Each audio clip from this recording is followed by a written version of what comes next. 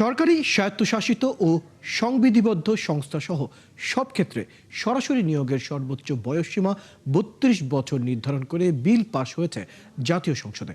এর আগে বিলটি সংসদে উত্থাপন করেন জনপ্রশাসন প্রতিমন্ত্রী আব্দুল বারী। পরে কণ্ঠভোটে বিলটি পাশ হয়। বিকেলে সংসদ অধিবেশনে উত্থাপিত বিলটির মূল বিধানগুলোতে বলা হয়, বাংলাদেশ সিভিল সার্ভিসের সব ক্যাডার ও বিসিএস বহির্ভূত সব চাকরিতে প্রবেশের সর্বোচ্চ সময়সীমা হবে ৩২ বছর।